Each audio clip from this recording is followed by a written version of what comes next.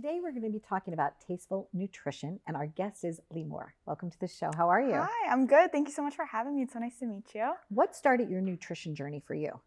So when I was in high school, you have that moment where you get your first pimple, and I started researching like what foods clear your skin, and I started reading like, oh, vitamin C and oranges and all these just components of food, how they really affect your body internally, and they have you shine from the inside out.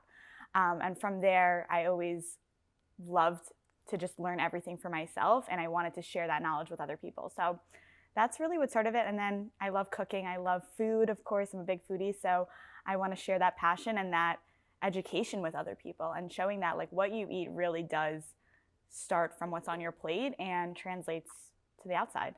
You also have an interesting way of making things look more appetizing, right? Because sometimes we want to eat well, but we're just like, like whatever. It could be boring, right? What are some of your suggestions in terms of plating and color? Yeah, so always a pop of color. That's what's really going to bring vibrancy to your plate and then translate into your life too. So, if you ever have more than just, all brown foods, you always want to think of what reds or blues can I add? Or so many different fruits and vegetables have different pigments, and those pigments actually have different compounds in your body, and they are going to translate into different things. So I always say add a pop of color, if you ever need to spruce it up with a little bit of greens on top, but you always want to think of, if I'm eating vibrantly, I'm going to feel vibrant as well. So eat the rainbow. Eat as the they're rainbow. Teaching kids now. Exactly. Right? It used to be eat the food pyramid when I was a kid, right? Yeah. And now it's like eat the rainbow. Exactly. So you always want to have that in mind too.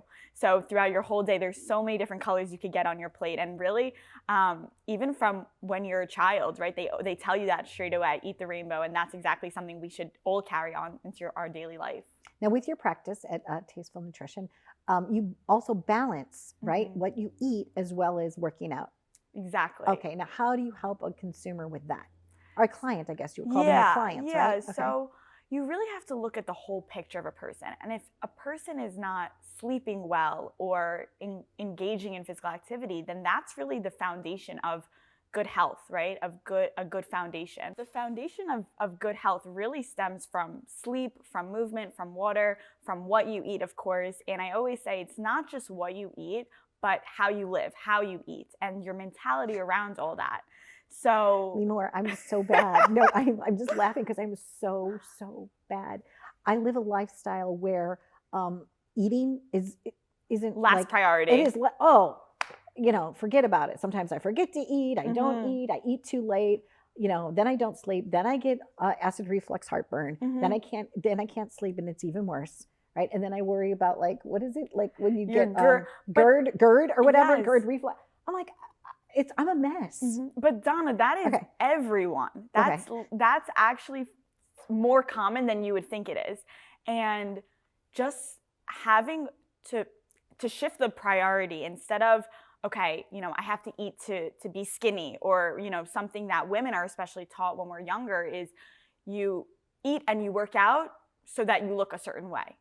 And on the opposite hand, I really teach clients on see how food makes you feel and then make decisions based on that way, right? Because a lot of our eating mindfulness, exactly. And moving away from the idea of, oh, you need to watch what you eat, and really shifting towards being present with your food, being mindful about your lifestyle, because in the opposite end, how you feel on a day-to-day basis is going to also shift your behaviors.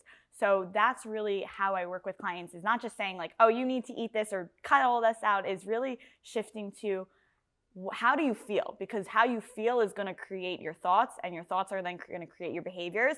So it's all a chain reaction, and creating that mindfulness is going to be the foundation of that all. There was once a children's story on Nickelodeon, and I think it might have been the Rugrats, that my daughter at least used to call the Rugrats because she said it kind of funny and cute. And it was like, food is your friend, right? And I remember, and I used to laugh, and she used to sing, "Food is your friend," and it can be, like really being mindful about it. And I love what you do for a living. I think it's fascinating. Also, water intake, right? Because what makes us, either forget to drink or not drink enough? How can we have a tool that will remind us to drink? So I always say, anywhere you go, carry a water bottle with you. Okay. And also adopting the mentality of water upon waking. So when you're sleeping at night, you're not eating anything, you're not drinking anything, so your body is so dehydrated, it's begging for that first glass of water.